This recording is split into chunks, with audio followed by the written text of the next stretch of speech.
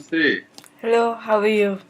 Good, good. Yes, So we are not talking in my office, but in yes, that's fine. United States. Yeah. Yes. How are you liking the States? I'm sure you've been here before.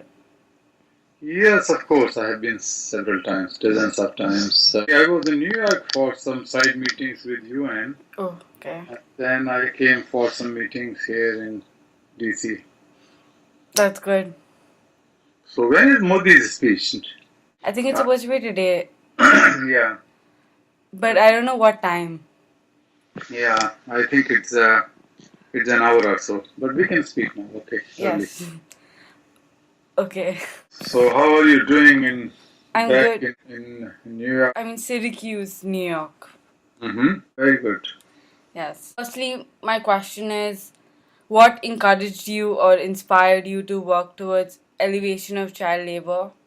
Um, as we have spoken before also, but I was very passionate about the issues of most abused and exploited children right from my childhood, Hmm. though I was not familiar and nobody was familiar about the issue of child labor or child slavery those Yes. days. People thought that it is just poverty, but somehow I could see beyond poverty, and that was the violation of their rights as human beings, Yeah. their identity and dignity as human beings, Hmm. and more importantly, their freedom. So, when I came to know about child labor or the children working and enslaved, Yeah. then I started putting more energy and time and efforts in fighting it out. So that has gone in such a way. It essentially was something which was close to my heart from my childhood. Hmm. But since it was a non-issue, nobody used to talk about it because people have no idea. As I said, that people thought it's simply poverty, they have poor Yes. children and they have to work. So it was hard to fight against the mindset of those people. And fighting the mindset, fighting the systems or a systemic Yes. evil is Hmm. always challenging. Hmm. And that challenge has always been my encouragement. Okay. So each time when you target first of all to break a mountain, Hmm. when you hammer on it and a piece of stone comes down, you feel, oh God, it's getting down. So it was like that. So slowly the successes also made encouragement. Made you start the global march against child labor and Bachpan Bachao Andolan? As far as the BBA is concerned, I and some of my colleagues realized that it is not possible to fight this serious crime only as individuals or group of individuals. Hmm. So better to find a proper organization. Yeah. And when we started freeing children, we found that there were several people who were quite interested in knowing more, learning more, to do something. So we tried to bring them together and founded BBA, not as a typical or conventional NGO, but basically as a movement. And today BBA has more than 80,000 volunteers or supporters. So that has become a movement. But in the course of action in India, I realized that it is not just India, but my neighboring country, Pakistan, Nepal, Bangladesh, they also have similar or same problem. Yes. Even in some cases worse. So we set up South Asian Coalition Against Child Servitude, SACS. Yeah. SACS was the first sub-regional organization or regional organization to fight against child labor. So that was growth of BBA to SACS, though BBA remained intact to work in India, but SACS has become a South Asian regional coalition. And then we realized that the geopolitics, geoeconomy impact children in the other parts of the world.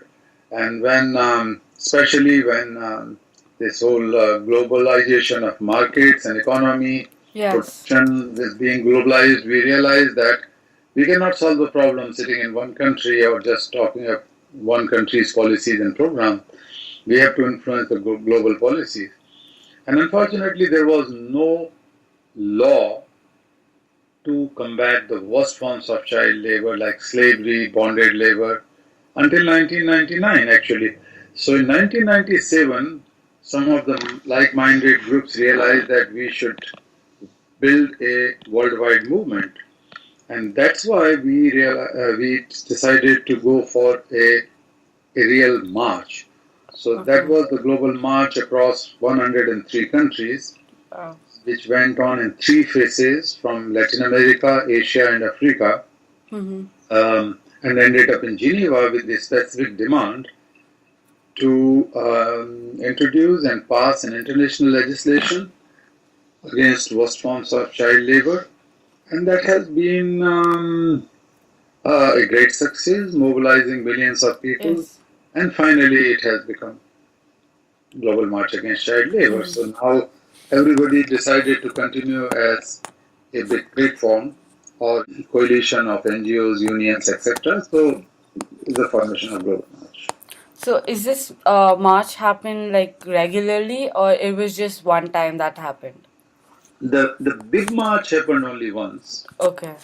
in 98, but the title remains continue as a movement. So basically, Global March is a global movement against child labor. Okay. So, what can citizens of this world do to stop child labor other than boycotting goods made by children or refusing to eat at a restaurant where children are employed? First of all, to break silence. Mm-hmm. People must speak out against child labor, So, considering that it's a social evil, it's a crime against humanity, and it's a development disaster. It's the biggest barrier in education and poverty eradication and attaining any of the human rights if the children are chained practically mm-hmm. to work as slaves. So we have to break those chains. That is the beginning. We have to be compassionate about it. Mm-hmm. We have to have that uh, apathy about it, and then we have to see that how we can do. So different people can do different way. Everyone, for instance, is consumer of one or other item. Mm-hmm. That could be shoes, that could be apparels, that could be computers, that could be anything, Yes. cosmetics. So we must demand that the production is made without child labor. All these things must be without child labor. So when you go to a shop as an ordinary person to buy a cloth, you can ask that, can you guarantee that it's free of child labor? And if 10 people like you or 5 people like you go to a store and ask the same question, then it would definitely be very powerful. Mm-hmm. These people could not ignore the questions from the consumers because the economy is market driven. Mm-hmm. So as consumers, one can play an important role and use their money power or pocket power to the power for transformation of the future of children. Okay. As youth and students who are almost 24 hours connected To- on the real life and online, they can make use of their Social media, IT power. IT power. Yeah, if they come to know about any problem or any incident of exploitation against children through media, Mm-hmm. they can immediately react to it and they can write protest letters, they can write solidarity or support letters to those individuals and organizations who are fighting against child labor. So they can use social media like anything. They can spread the message within no time and it goes to the whole world in real time. So that social media could be a very powerful tool for youngsters and for everyone, basically, the websites and so on. Yes. So, when you say consumers, do you mean like consumers all over the world or only in India or Pakistan or No, no, Bangladesh? all over the world, consumers all over the world, because Okay. the child labor is a global problem, and since 168 million children are still working in child labor, Mm-hmm. so it Yeah. is not simply about India, Pakistan. It's about Indonesia or Mexico or Cambodia or uh, Thailand or Yes. Brazil or whatever.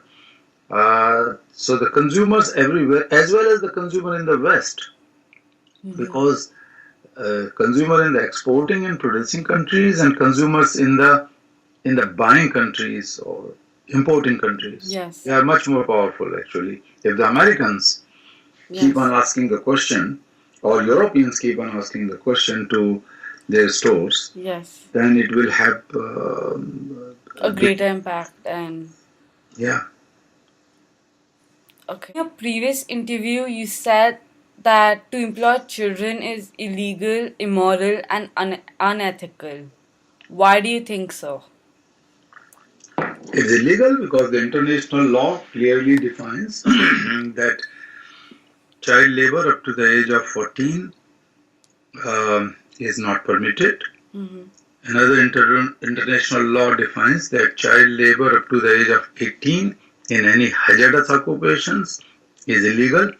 So the international law are very clear about it. The national laws also in most countries. So it's illegal. It's immoral because we as consumers or we as industrialists or politicians flourish at the cost of the childhood, innocence, freedom, education, health, and well-being of the children, kids, and that is immoral. And we must act on it because it is immoral, because it is at the cost of others what Mm-hmm. we are Yeah. consuming or using. And it is an unethical practice in the business or in the industry because to begin with they look for the cheap source of labor and the cheapest source of labor and sometimes free labor, keeping a blind eye on the decent work Mm-hmm. conditions for the workers in the production chain. And since they have to make money, so it's basically the greediness of employers and greediness of industries which push children to work in worst conditions. Okay. So it's unethical trade Yes. practice. According to you, what are the factors that lead to children being prone to child labor? Actually, it goes two ways. One is the push factor and one is the pull factor. So the push factors are poverty, Mm-hmm. illiteracy of the parents, the social mindset towards children. Then vulnerability comes out of, say, social and cultural norms. Mm-hmm. Like in case of girls, they are much more vulnerable to the boys. Secondly, the caste system in many places. So it combines together. So the social, cultural, economic factors are responsible at local level, and lack of education definitely. Uh, and Yes. they are ignorant people. They don't know much about the distances. For instance, if the children are lured away or taken away, if they are so they could easily be cheated, being simple ignorance people. So even it's a manipulation and exploitation of simplicity of the poor people. So it's very very unethical and immoral. The second aspect, Mm-hmm. as I said, is the pull factor, and the pull factor explained before that since children are the cheapest source of labor, they cannot bargain, they cannot negotiate, they cannot be easily unionized, Mm-hmm. so they are more vulnerable for any sort of exploitation. So their physical and mental vulnerability is exploited by the greedy employers. Okay. That's sad. How do you identify areas which have children working in them?